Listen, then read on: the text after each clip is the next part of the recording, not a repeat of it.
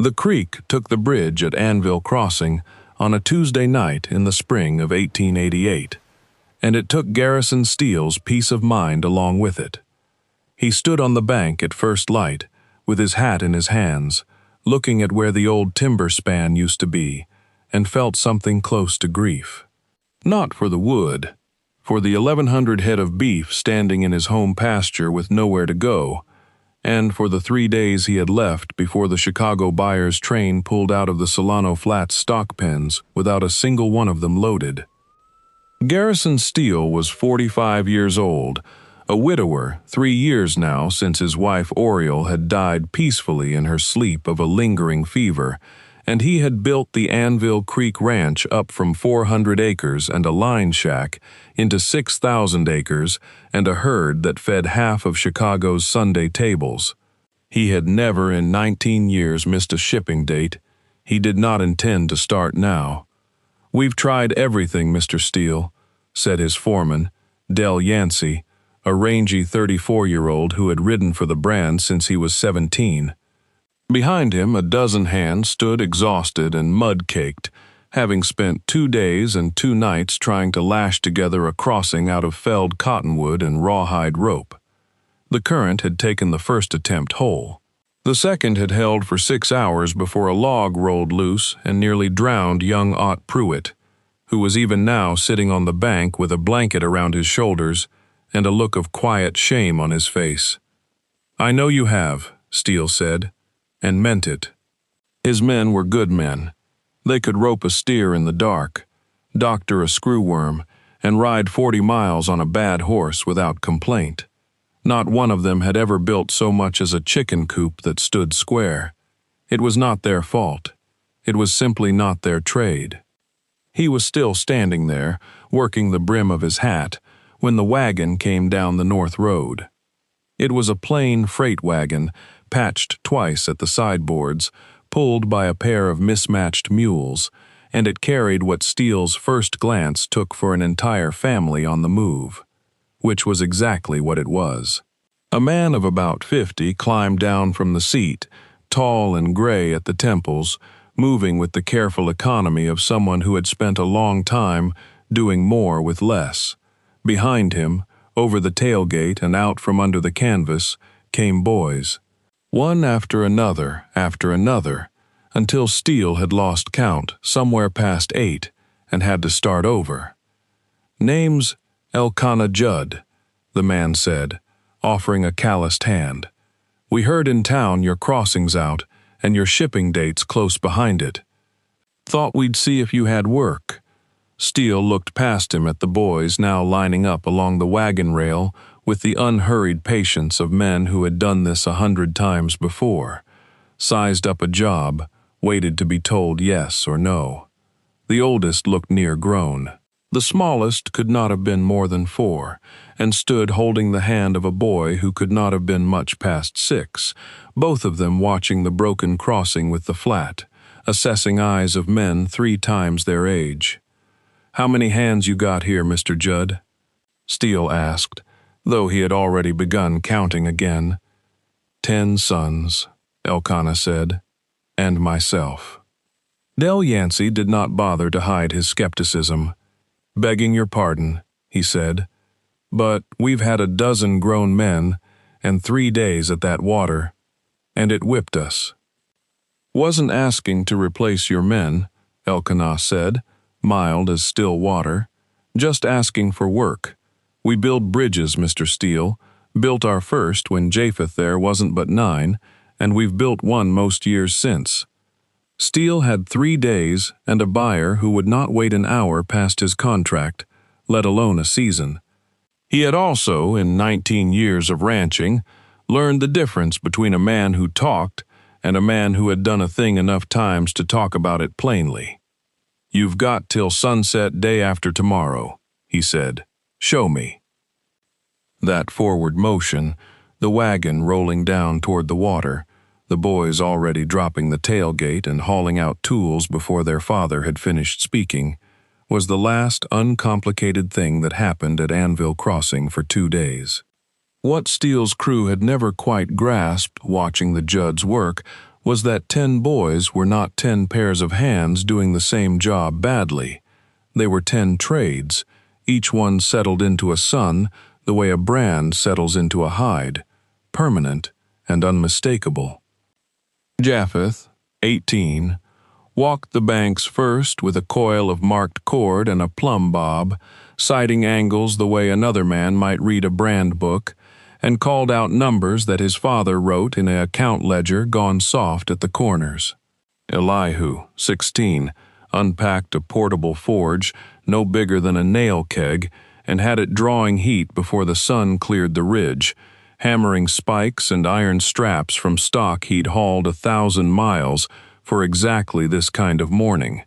Amaziah, 15, climbed the tallest cottonwood on the near bank with a coil of rope over his shoulder like a bandolier and began rigging a haul line before anyone had asked him to. The younger boys moved in pairs, the way children learn best. Philemon, 13, and Jared, 11, ran the chain and stakes behind Japheth, driving markers at every point their brother called.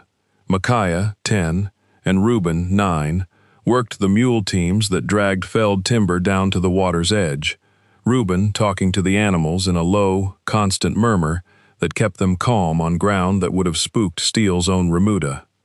Asaph, 7, and Uriel, 6, kept the tool wagon in order. Every auger, every mallet, every keg of spikes, exactly where a tired man's hand would reach for it without looking.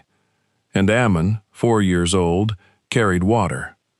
He carried it in a tin dipper from a barrel lashed to the wagon, walking the length of the crossing all day long, offering a drink to whoever's hands were free, never spilling a drop, never once asked twice for it. By noon of the first day, Del Yancey had stopped watching with his arms crossed and started handing up timber when Japheth called for it. By that evening, half of Steele's crew, the men who had failed at this very water 2 days before, were working alongside the Judds not as bystanders but as students, learning to notch a joint, to read a plumb line, to trust a boy of 11's measurements over their own eyes. Where'd they learn all this? Yancey asked Steele, low, as they watched the first pilings sink true into the creek bed. I mean to find out, Steele said. He got his answer that night, sitting by the fire after the boys had gone to their bedrolls in a row along the wagon, oldest to youngest, the way Steele imagined they slept every night of their lives on the road. My wife, Selah, died 4 years back, Elkanah said, without being asked, staring into the flames. Childbed fever, with Iman. We were living then at a little place on Willow Fork, and the only doctor for 30 miles was across a crossing that had gone out that spring, same as yours has now. Men tried. Good men, same as your men. Nobody could get a wagon over that water in time. He was quiet a moment. I buried her on a Thursday, and by Friday I'd decided there wasn't going to be a crossing left standing in this territory that I didn't know how to fix, or hadn't taught every one of my boys to fix alongside me. We've built 11 bridges since. This one makes 12. Steele did not offer sympathy, sensing correctly that the man had not told the story to receive any. He simply nodded and understood, watching the fire, that he was looking at a man who had turned the worst night of his life into the exact skill his own ranch needed to survive the week. The second morning brought Selwyn Poole. Poole was 58 years old, held the note on the Anvil Creek ranch through the Solano Flats bank, and had ridden out at first light specifically to watch Garrison Steele fail. He said as much, more or less, sitting his horse on the near bank with his coat buttoned against the morning chill. I don't extend for weather, Mr. Steele, he said. I never have. You know that. I recall, Steele said evenly, though his jaw had gone tight. Poole's rule was not cruelty for its own sake, though few men in Solano Flats knew the reason behind it, and Poole had never once explained it. His father had run a freight line out of the same valley 30 years before and lost the whole business in a single season when a flash-flooded crossing stranded a shipment 3 days short of a contract deadline. The bank of that era had shown the elder Poole no mercy at all, not 1 day's grace, and the family had lost everything down to the harness leather. Selwyn Poole had sworn, standing in the ruin of it at 19, that he would never again be the man left waiting on somebody else's kindness. He had become a banker instead, and had spent 39 years making certain no one ever again had reason to wait on his. He did not say any of that to Garrison Steele. He simply sat his horse and watched the Judd boys work, expecting, the way a man expects rain in a drought year, that he would be watching a failure by sundown. He was still watching, 2 hours later, when a small boy walked over from the wagon with a tin dipper of water and held it up to him without a word. Poole looked down at Ammon Judd, 4 years old, offering a drink to the one man on that creek bank who held the fate of everyone working in the water in the palm of his hand, the one man who had come, by his own admission, to watch them lose. "You don't know who I am, do you, boy?" Poole said. Ammon considered this with the grave seriousness particular to very young children. "You looked thirsty," he said, and held the dipper a little higher. Poole took it. He drank the water down and handed the dipper back, and something in his face had gone, for just a moment, entirely unguarded. The look of a man remembering a version of himself from a long time before he had decided the world owed him no mercy, and so he would extend none. He said nothing else. He simply turned his horse and rode a little further down the bank, and stayed to watch, and did not leave again. By mid-afternoon, the bones of the bridge stood true across Anvil Creek, a low, honest trestle span, nothing fancy, every joint pinned and every piling driven to Japheth's marks. What remained was the decking, 40 feet of planking that had to be laid, spiked, and tested before a single steer could cross it, and the light was already beginning to slant low and gold across the water. "We won't make sunset," Yancey said quietly to Steele, watching the shadows lengthen. "They will," Steele said, and found that he believed it. The whole crew worked the decking together now, Judd's and Steele hands laying boards in a rhythm that had stopped being 2 separate outfits sometime around noon and become, without anyone remarking on it, one. Elihu's spikes went in true and fast. Amaziah's rigging held the heavy center beams steady while they were set.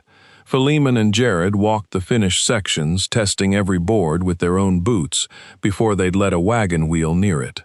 Elkanah worked the last 20 feet himself, on his knees in the fading light, setting the final run of planking with the same unhurried care he had given the first.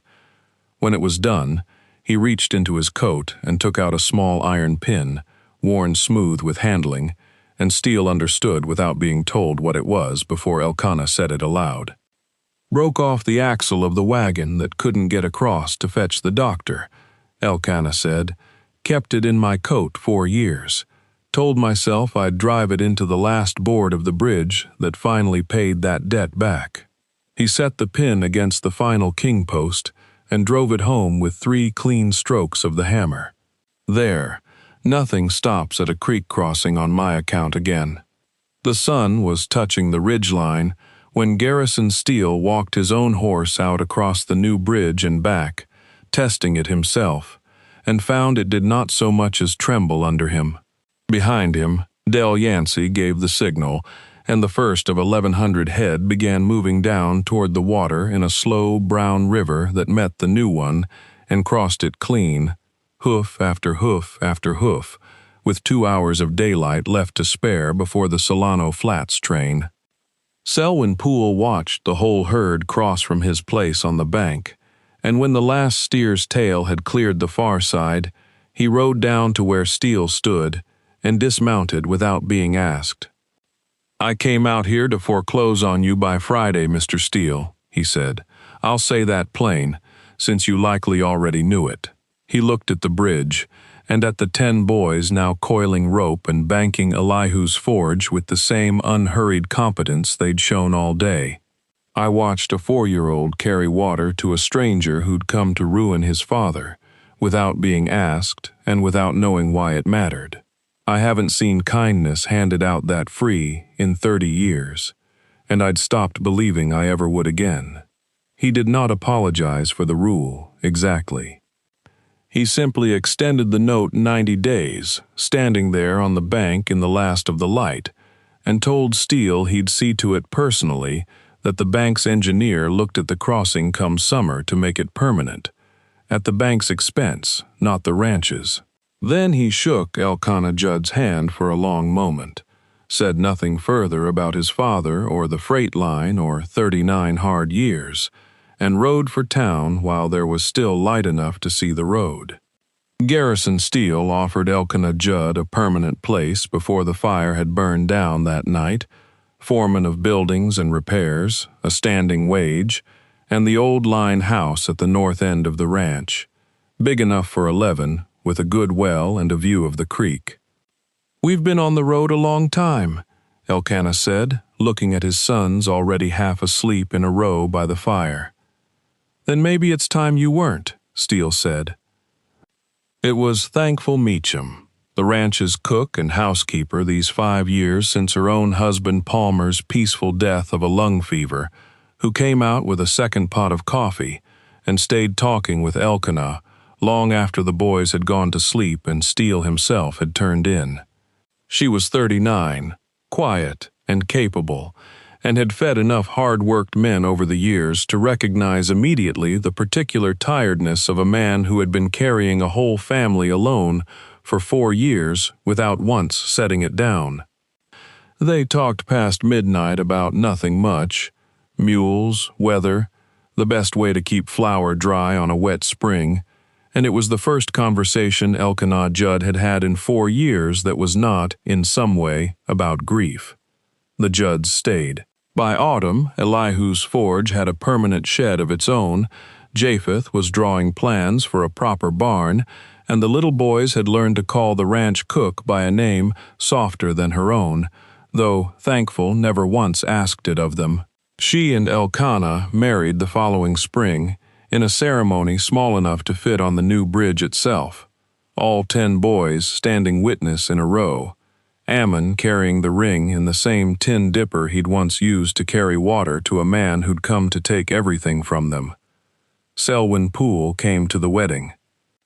He stood at the back, said little, and left a check with the ranch that nobody but Steele ever saw the amount of. Ammon Judd grew up to be a bridge engineer for the Territorial Railroad, and the crossing at Anvil Creek, rebuilt in stone by the bank's own crew that same summer, exactly as Poole had promised, stood for 60 years without once going out again. There is a small iron marker on the near piling to this day, placed there by the county in 1931 at the request of an old man who gave his name only as Ammon and asked for nothing else. It reads, "Built by 10 sons and 1 father, in 1 day, so that no one would ever wait on a crossing again." Nobody in town remembers now what the trouble was that first brought the Judds to Anvil Creek. They only remember what was true by sunset. A crew of 12 good men had failed for 3 days, and then one man and his 10 sons had finished, before the light gave out, everything the whole outfit could not.